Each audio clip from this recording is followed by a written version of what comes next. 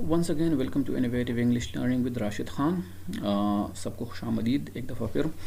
आज का जो हमारा लेसन है वो बहुत ही इम्पोर्टेंट है, और अगर आप इस वीडियो को इंग्लिश में देखना चाहते हैं तो आप ये वीडियो प्लेलिस्ट से इंग्लिश में देख सकते हैं। जो हमारा आज का वीडियो है वो प्रीपोजिशन के हवाले से है, और जो प्रीपोजिशन है आपको पता है कि इसमें लोगों को बहुत ज़्यादा मुश्किलात का सामना होता है, और ज़्यादातर ये टेस्ट वगैरह में भी इस्तेमाल होते हैं। तो टेस्टों में भी ज़्यादातर क्वेश्चन प्रीपोजिशंस के हवाले से आते हैं, उनके इस्तेमाल के हवाले से आते हैं। सो एक बात मैं बताना चाहता हूँ कि प्रीपोजिशन के लिए हमारे पास कुछ हार्ड एंड फास्ट रूल्स नहीं है कि हम ये बताएं कि यहाँ पे ये प्रीपोजिशन आएगा, यहाँ पे नहीं। प्रीपोजिशन का काम हर लफ्ज़ के साथ चेंज हो जाता है। जो भी लफ्ज़ आता है तो उसके बाद जो प्रीपोजिशन होता है उस पर असर पड़ता है, और वो प्रीपोजिशन हर लफ्ज़ के साथ चेंज हो सकता है। यहाँ पे हमने इस वीडियो के दरमियान काफ़ी सारे जो कॉमन यूजेज हैं, जो इस्तेमाल है प्रीपोजिशन के, वो हमने इकट्ठा किए हैं मुख्तलिफ डिक्शनरी से, मुख्तलिफ बुक्स से। तो उम्मीद है जिससे आपको काफ़ी हेल्प मिलेगा आपके टेस्ट्स के लिए, आपके कॉमन इस्तेमाल के लिए, आपकी प्रीपोजिशन के इस्तेमाल में करेक्शन आएगी। तो अभी प्रीपोजिशन है क्या, इसको पहले इंट्रोड्यूस करना चाहिए। A preposition is used to link nouns or pronouns and phrases to other words in a sentence. Now the purpose or the function of a preposition is that first it is used before a noun or pronoun. सबसे पहले ये है कि ये noun या pronoun से पहले इस्तेमाल होंगे, और phrases या कुछ पूरा phrase होगा उससे पहले इस्तेमाल होगा। और काम इसका क्या है? टू लिंक दीज नाउन्स और प्रोनाउंस और phrases with the rest of the words in a sentence, के जो बाकी सेंटेंस के अंदर अल्फाज है उसके साथ इसको कनेक्ट किया जाए। द वर्ड और a phrase that the preposition introduces is called the object of the preposition. Preposition के बाद जो नाउन या प्रोनाउन या जो फ्रेज आता है उसको इस प्रीपोजिशन का ऑब्जेक्ट कहा जाता है। तो उसको हम प्रीपोजिशनल ऑब्जेक्ट या ऑब्जेक्ट ऑफ प्रीपोजिशन कहते हैं। A preposition is used to indicate the temporal, spatial और logical relationship। अभी इसके तीन काम नॉर्मली जो हमारे पास है, एक ये है कि ये जो नाउन प्रोनाउन प्रीपोजिशन के बाद आता है उसको हम बाकी जो सेंटेंस है उसके साथ किस तरह कनेक्ट करते हैं। तो पहले ये है कि टाइम के हवाले से, टेम्पोरल टाइम के हवाले से कनेक्ट करते हैं, स्पेशल प्लेस के हवाले से, जगह के हवाले से हम उसको बाकी चीज़ के साथ कनेक्ट करते हैं, बाकी अल्फाज के साथ, और लॉजिकल रिलेशनशिप, लॉजिकल रिलेशनशिप या ग्रामेटिकल रिलेशनशिप भी हम कह सकते हैं। सो तीसरा जो काम है प्रीपोजिशन का वो ये है कि जो इसके बाद नाउन या प्रोनाउन आ रहा है इसको बाकी सेंटेंस के साथ लॉजिकली या ग्रामेटिकली जो है वो कनेक्ट करें। तो ये हमारे पास नॉर्मल जो इंट्रोडक्शन है प्रीपोजिशन का ये है। नीचे जो लिस्ट हमने दिया है ये कॉमन हमारे पास प्रीपोजिशन है, कुछ हमारे पास एडवर्ब भी हैं, लेकिन नॉर्मली हम इसको प्रीपोजिशन ही समझते हैं। इसके बाद हम जो हमारे पास कॉमन प्रीपोजिशन है वो किस तरह इस्तेमाल करने हैं, कहाँ पे इस्तेमाल करने हैं, उसके बारे में अब पढ़ते हैं। अभी सबसे पहले जो हमारे पास प्रीपोजिशंस है वो टाइम के लिए हम इस्तेमाल करते हैं। टेम्पोरल जो रिलेशनशिप हैं, those prepositions which are used to show temporal और time related relationship of its object with the rest of the sentence, के जो इसके बाद नाउन प्रोनाउन आ रहा है वो टाइम के हवाले से बाकी सेंटेंस के साथ कैसे रिलेट हो रहा है। तो इसमें सबसे पहले हमारे पास इन है। अभी इन जो है इसको कहाँ कहाँ पे हमने इस्तेमाल करना है।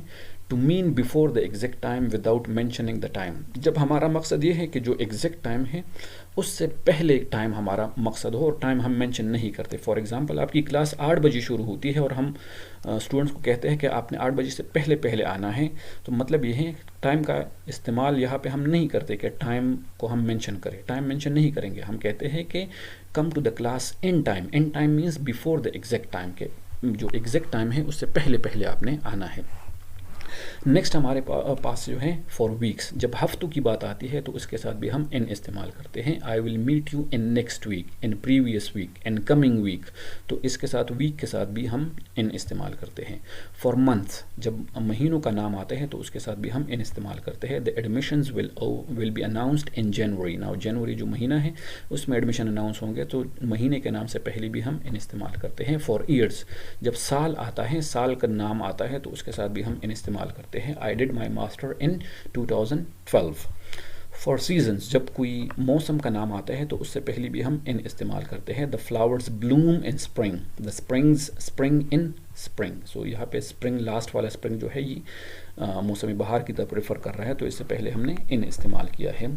फॉर ड्यूरेशन ऑफ टाइम, जब हमारे पास एक मुद्दत आता है, एक ड्यूरेशन ऑफ टाइम आता है, तो उसके साथ भी हम इन जो है वो इस्तेमाल करते हैं। आई complete the course in 2 months. अभी 2 मंथ्स जो है ये एक ड्यूरेशन है, एक मुद्दत है, सो उससे पहले हम इन इस्तेमाल करते हैं। आई कम बैक इन 2 आवर्स। अभी अगेन 2 आवर्स जो है वो एक ड्यूरेशन है, तो इससे पहले हम इन इस्तेमाल कर रहे हैं।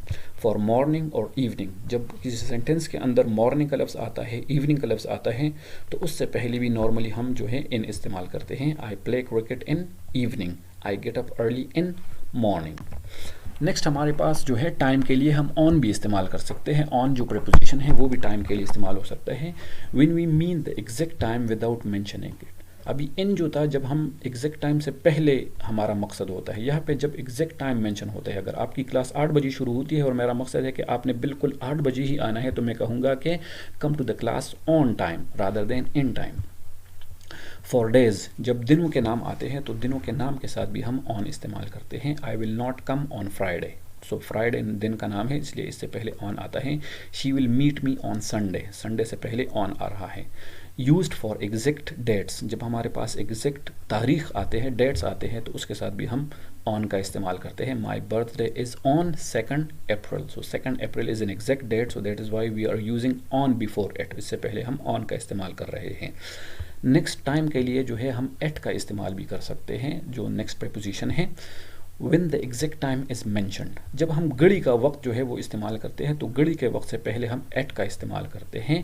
At plus clock time, for example I go to university at 8 o'clock, at 9:15, at 9:30, at 10 o'clock। So जब भी घड़ी का वक्त आता है तो उसके साथ हम एट का इस्तेमाल करते हैं। It is use with parts of the day like noon, जब दिन के कुछ हिस्से हैं, नून, नाइट और मिड नाइट, जब ये अल्फाज आते हैं तो इससे पहले भी हम एट का इस्तेमाल करते हैं। I watch movies at night, at noon, at midnight etcetera. Use to talk about public holidays like Christmas, New Year etcetera. We are going to repair the roof of the house at Christmas, जब हम पूरे holidays की तरफ refer करते हैं तो उन holidays के नाम से पहले भी हम एट का इस्तेमाल करते हैं। Like for example at Eid, so Eid से पहले भी हम एट इस्तेमाल करते हैं। लेकिन यहाँ पे but on is used when talking of one holiday, लेकिन जब हम मुख्तलिफ जो हॉलीडेज़ होते हैं और उसमें एक दिन की तरफ रेफ़र करते हैं, जैसे ईद में 3 दिन होते हैं और ईद के पहले दिन, सेकंड दिन या तीसरे दिन की बात हम करते हैं, तो उसके साथ हम ऑन इस्तेमाल करते हैं। For example I will see you on first day of Eid. अगर पूरी ईद की बात करेंगे तो फिर एट इस्तेमाल होगा, अगर एक दिन की बात करेंगे तो फिर ऑन इस्तेमाल होगा। नेक्स्ट हमारे पास जो है वो सिंस और फॉर है। इसमें ज़्यादातर स्टूडेंट्स को कन्फ्यूजन होती है कि सिंस कहाँ पे लगाना है और फॉर कहाँ पे लगाना है। ये ज़्यादातर परफेक्ट कंटिन्यूअस टेंसेस जो होते हैं उसमें इस्तेमाल होते हैं। अभी सिंस कहाँ पे इस्तेमाल करना है? Since is used when an action is done for a period of time. Since is use when the time is unchangeable. ये अनचेंजेबल का लफ्ज़ आपने याद रखना है कि जब वक्त गुजरने के साथ वो टाइम तब्दील नहीं होता। For example I have been living in Peshawar since 2013। मैं 2013 से पेशावर में रह रहा हूँ। अगर यहाँ पे मैं 2013 की जगह कहूँ कि मैं 5 साल से पेशावर में रह रहा हूँ, तो ये 5 साल जो है वो चेंजेबल है, क्योंकि अगर 1 साल और गुजर जाता है तो फिर मैं कहूँगा कि मैं 6 साल से यहाँ पे रह रहा हूँ। अगर 1 साल और गुजरता है तो मैं कहूँगा कि मैं 7 साल से यहाँ पे रह रहा हूँ। लेकिन 2013 जो है या 2013 जो है वो चेंज नहीं हो रहा, इसलिए इसके साथ हम सिंस इस्तेमाल करेंगे। Pakistan has been facing problem since it's independence. अभी इट्स इंडिपेंडेंस जो है ये लफ्ज़ भी चेंज नहीं होता, चाहे जितना भी अरसा गुजर जाए ये लफ्ज़ इंडिपेंडेंस का लफ्ज़ चेंज नहीं होगा, इसलिए इसके साथ भी सिंस आ रहा है। They have been fighting since their childhood. Again childhood जो है एक ज़माना है, एक वक्त है जो तब्दील नहीं हो रहा, हम कहते हैं बचपन से। तो अगेन ये लफ्ज़ चेंज नहीं हो रहा, अनचेंजेबल है with the passage of time, तो इसलिए इसके साथ हम सिंस लगा रहे हैं। अभी फॉर जो है, फॉर भी ड्यूरेशन ऑफ टाइम के लिए इस्तेमाल होता है, but the time changes with the passage of time. लेकिन ये इसके साथ जो वक्त आता है, जो ड्यूरेशन आता है, वो वक्त गुजरने के साथ उसमें तब्दीली आती है। For example I have been living in Peshawar for 2 years। अभी 2 years का जो ड्यूरेशन है ये चेंज होने वाला है, क्योंकि 1 साल बाद मैं कहूँगा कि मैं 3 years से पेशावर में रह रहा हूँ, 2 साल के बाद मैं कहूँगा कि मैं 4 साल से वहाँ पे रह रहा हूँ। So I have been living in Peshawar for 2 years। यहाँ पे हम सिंस नहीं लगा रहे हैं, फॉर लगा रहे हैं। They have been sitting here for 5 minutes। Again 5 minutes जो है वो जब तब्दील होने वाले हैं, क्योंकि अगर वो अभी 5 मिनट से बैठे हैं तो 1 मिनट बाद वो 6 मिनट का कहेंगे, 1 घंटे के बाद वो 1 घंटा कहेंगे। तो इसलिए यहाँ पे टाइम जो है वो चेंजेबल है, इसलिए इसके साथ हम फॉर इस्तेमाल कर रहे हैं। For is also use to show duration of time. जब हम ड्यूरेशन की बात करते हैं, आम मुद्दत की बात कर रहे हैं कि इतने टाइम से मैं ये काम कर रहा हूँ, सो उसके साथ भी हम फॉर इस्तेमाल करते हैं। I am going to Paris for 2 weeks, मैं 2 हफ्तों के लिए, मतलब है कि जो ड्यूरेशन है, for 2 weeks, for months, for years etcetera, for 1 year, for 2 years, for 3 years, तो उसके साथ हम फॉर इस्तेमाल कर रहे हैं। Thank you for watching innovative English learning. उम्मीद है कि आपने इस वीडियो से जो टाइम के हवाले से प्रीपोजिशंस हैं उसके बारे में बहुत कुछ सीखा होगा। मज़ीद ऐसी वीडियोज़ के लिए सब्सक्राइब आवर चैनल।